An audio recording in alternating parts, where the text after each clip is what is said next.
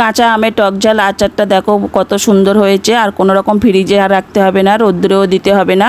নমস্কার বন্ধুরা, কেমন আছো সবাই? আশা করি সবাই ভালো আছো এবং সুস্থ আছো। KM বেঙ্গলি ফুড অ্যান্ড লাইফস্টাইলে তোমাদের সবাইকে স্বাগত জানাই। আজকের আমি তোমাদের সাথে শেয়ার করব কাঁচা আমের টক ঝাল আচার। বন্ধুরা, আচার তো অনেক রকম পদ্ধতিতে বানানো গেলেও আজকের আমি সবচেয়ে সহজ পদ্ধতিতে লোভনীয় আচার রেসিপিটা শেয়ার করব তোমাদের সাথে। আর এই রেসিপিটা এতটাই সহজ যে যারা রান্নায় একেবারে নতুন কিংবা কোনো দিন আচার বানায়নি, প্রথমবার বাড়িতে আচার বানাবে, তারাই ভিডিওটা একবার দেখার পর আমি কথা দিচ্ছি খুব সহজে তোমরা আচার বানিয়ে নিতে পারবে। সব সময় তো আমরা মিষ্টি আচার বানিয়ে খাই, তবে মাঝে মধ্যে যদি টক ঝাল আচার হয় বাড়িতে থাকে তাহলে কিন্তু মন্দ হয় না। তোমরা প্লিজ আজকে রেসিপিটা প্রথম থেকে শেষ পর্যন্ত দেখতে থাকো, আশা করি খুব ভালো লাগবে। চলো রেসিপিতে যাওয়া যাক। প্রথমে বন্ধুরা আমরা 5টা বড় সাইজের আম নিয়ে নিয়েছি। আমগুলো নিয়ে ভালো করে ধুয়ে নিতে হবে। এখানে কচি আম নিলে হবে না, আমগুলো একটু বড় হবে বা ভিতরের বীজটা একটু শক্ত মতো হবে, সেরকম আমগুলো নিতে হবে। আমগুলো ভালো করে ধুয়ে নিচ্ছি, কারণ আম কেটে নেওয়ার পরে আর ধুয়ে নেবো না। এরপর একটা সুতির কাপড় নিয়ে নিয়েছি। সুতির কাপড়টা দিয়ে আমটাকে ভালো করে আমের গায়ের জলগুলো মুছে নিতে হবে, কারণ আমের গায়ে জল থাকলে আচারটা খারাপ হয়ে যেতে পারে। এরপরে একটা আম দেখো আমি কাটছি। যে আমগুলো খুব বড় সাইজের আম সেগুলো আমি 3 পিস করে কাটবো, আর যেগুলো একটু ছোট সাইজের আম সেগুলো 2 পিস করে কেটে নেব। আর আমগুলো দেখে বুঝতে পারছো বন্ধুরা, একটু ভিতরের বীজটা শক্ত মতো হয়েছে। এরকম আম নিলে আচারটা খুব ভালো হবে। এরকমভাবে আমি সমস্ত আমগুলো কেটে নিয়েছি। এবারে আমগুলো দেখো কাটা হয়ে গেছে। এরপরে 1 চামচ লবণ আর 1 চামচ হলুদ দিয়ে দেবো। দিয়ে আমের মধ্যে লবণ আর হলুদটা ভালো করে মেখে নিতে হবে। এরপর একটা ঝুড়িতে আমগুলো আমি ভালো করে ছড়িয়ে নিয়ে এগুলো আমি রোদ্দুরে দিয়ে আসতে যাব। আর সাধারণত রোদ্দুরে আমি 2 ঘন্টার জন্য দেব, বেশিক্ষণ রোদ্দুরে দেব না, কারণ হচ্ছে বেশি শুকিয়ে নিলে হবে না। 2 ঘন্টা রোদ্দুরে দিয়ে তারপরে আমি ফিরে আসছি। এবার দেখো এখানে আমি মশলা নিয়ে নিলাম। কালো সর্ষে, মৌরি, ধনে, শুকনো লঙ্কা আর জিরে আমি নিয়ে নিলাম। মশলাগুলো নিয়ে এবার এগুলোকে আমি শুকনো খোলায় ভালো করে ভেজে নেব। আর বন্ধুরা, বাজারে তো অনেক রকম মশলা পাওয়া যায়, সেই সব মশলার থেকে বাড়ি যদি এরকমভাবে মশলা ভেজে যদি আচারে দেওয়া যায় তাহলে আচারের স্বাদটা দ্বিগুণ বেড়ে যায়। আর দেখো মশলাগুলো আমার সুন্দরভাবে ভেজে নেওয়া হয়ে গেছে। এবার মশলাগুলো নামিয়ে নেব। আর মশলাটা নামিয়ে নিয়ে আমি একদম মিহি গুঁড়ো করব না, একটু দানা দানা থাকবে সেরকমভাবে গুঁড়ো করে নেব। এরপরে কড়াইতে আমি 100 ml সর্ষের তেল দিয়ে দিচ্ছি। আর বন্ধুরা, আচারটা সবসময় সর্ষের তেলে করবে, তাহলে আচারটা খেতেও খুব সুন্দর হবে। তেলটা আমরা ভালো করে গরম করে নেব।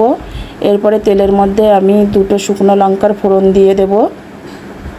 2টো শুকনো লঙ্কা ফোড়ন দিয়ে তারপরে আমি কিছুটা 5 ফোড়নের ফোড়ন দিয়ে দেব।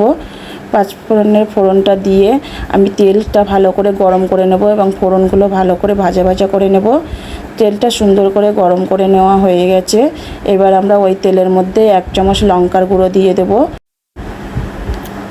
এরপর আমরা 1 চামচ হলুদ গুঁড়ো দিয়ে দেব।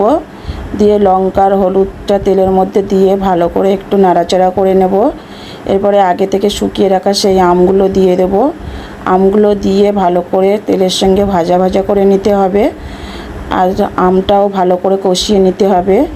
এরপর আমি 1 চামচ লবণ দিয়ে দেব, কারণ লবণ আমি আগে থেকে 1 চামচ দিয়েছিলাম, সেই জন্য আর দেবো না। এই জন্য পরিমাণ মতো 1 চামচ লবণ দিয়ে দিলাম। লবণটা দিয়ে ভালো করে নাড়াচাড়া করে নেব। এখানে আমি আচারে কোনো জল ব্যবহার করব না, কারণ জল দিলে আচারটা খারাপ হয়ে যাবে, সেই জন্য লবণ দিয়ে দিয়েছি। লবণটা দিলে যে জলটা বার হবে সেই জলের মধ্যে দিয়ে আমটা গলে যাবে। এবারে আমরা 1 মুঠো চিনি দিয়ে দিলাম, কারণ চিনি দিলে একটু মিষ্টিটা কম হবে কিন্তু টক টক ঝাল ঝাল আচার হবে। তোমরা চাইলে এই চিনিটা নাও দিতে পারো, আমি অল্প করে দিলাম, এতে টেস্টটা খুব সুন্দর আসে।